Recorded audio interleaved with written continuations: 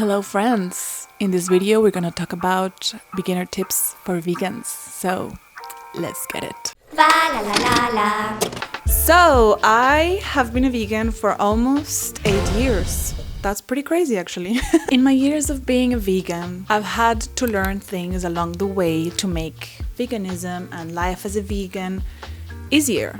I think by now being vegan is just second nature to me. So given that it's the new year and maybe some people out there want to try veganism in this new year, here are some tips to make your life as a vegan easier. The tip number 1 is to know your allies. There is food out there that is vegan but is not branded as vegan. It's food that you find everywhere kind of, and a lot of people don't even internalize that they're vegan. So these are the foods that are going to help you in places that maybe there is technically no vegan option. These foods include, for example, fries.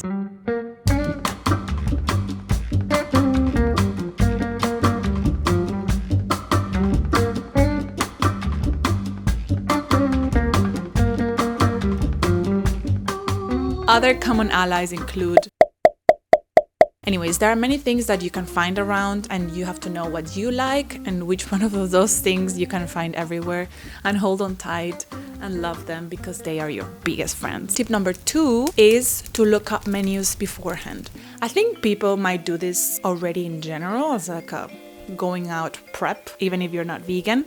But I think this is especially important if you are trying to follow a vegan diet, because looking the menus beforehand makes you be quicker in ordering, especially if, for example, you have to ask for an alteration of some of the dishes, or sometimes you might be able to find more information, allergens, online on the website of the place instead of in the restaurant directly, because some waiters might not be informed of those things and they can always ask. But if you can make the ordering process a lot quicker for everybody, I think it's always less disrupting. And this also come in handy, for example, that you try to look for vegan places. So next time you go out with your friends or with your family, you can propose a place to try out. I think that is the easiest way to make a friendly meal vegan friendly, is by suggesting a place that you know has vegan options. The third tip is to cook more and to try new things. Listen, I am not the biggest cook.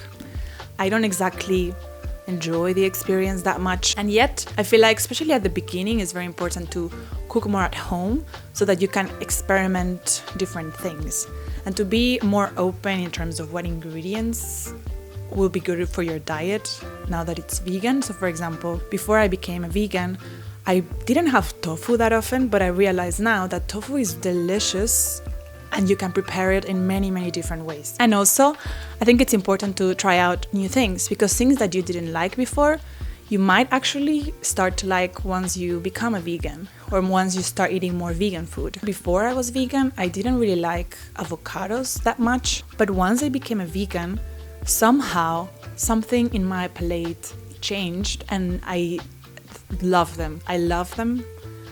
I love them. I love avocado. Avocado, I love you. I feel like something in my taste buds probably became more detailed about the taste of vegetables. Now I feel like I taste an array of things that before I didn't. So for example, in paprika, before I didn't really like it. Not sure why, because now I adore paprika, cooked, raw, any shape or form, any color, maybe green not so much, but still. Tip number 4 is to research what easy replacements there are out there. For example, if you were to use a banana instead of an egg in a pancake mix, you might get extremely similar results. Just putting it out there. Or if, for example, you do French toast, if you put a banana instead of an egg, it does make kind of a similar effect. It won't taste the same, but you would have a similar end product. My boyfriend, he's extremely more superior when it comes to cooking. He, from what I have noticed, does use hemp seeds more as egg replacements than bananas. So maybe that is the more truthful replacement, to put it like that. Hola, lindito. Tip for new beginner vegans, things that helped you at the beginning. Don't do it. Lindo. Do you think bananas replace eggs in a lot of recipes? In baking, if you just want to have something that binds it together, then it's good. But if you want to need something that inflates. I think it doesn't really work. And another easy replacement you use? Breadcrumbs with water. Like it also brings things together, I think. There you go, fellas. He was Hey, don't put this in. No! Chickpea flour and water helps if you mix it to bring things together. That's also a thing, yes. For eggs, you can also use the chickpea water sometimes for certain desserts. I think we all just find the things that we like to replace things with. There's obviously easy replacements like cow milk for a plant-based milk, or the cooking cream, you just buy soy cooking cream. Instead of butter, you can try margarine if you don't really mind the change in flavor.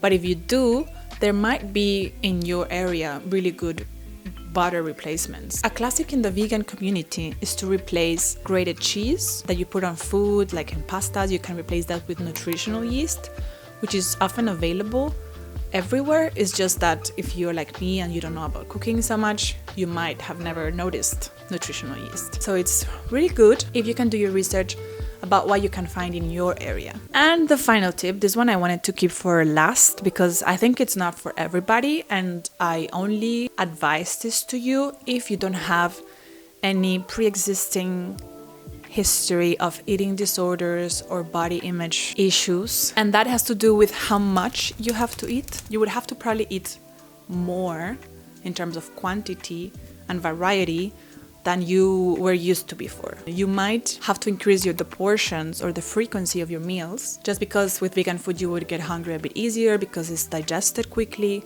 or because maybe you need more food to gain the same amount of calories that you had before. People that are not vegan or that are not familiar with veganism make you think that if you were to be vegan, you would die of malnutrition, right?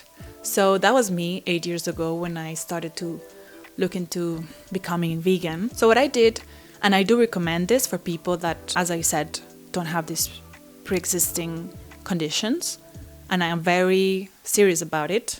Do not do it. This is just for those that would like to have an idea of how much they should eat so that they can match what they were eating before in terms of nutrients and calories and feeling satiated during the day. I was using those apps that you can put what you're eating, and it will let you know how many calories it has and how many of each vitamin or each mineral, etc. it has. You could use this as a little guide on how much you should eat, because you will have to eat more. It's honestly a lifestyle of abundance when you're a vegan.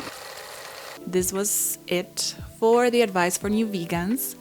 Please let me know if you found any of these tips helpful. If you are already a vegan and you have additional tips, please write them in the comments. I'm sure new vegans would love to read them. I wish you a great journey with this, and I am really happy that you're trying it out. Hope you discover things about food, about yourself.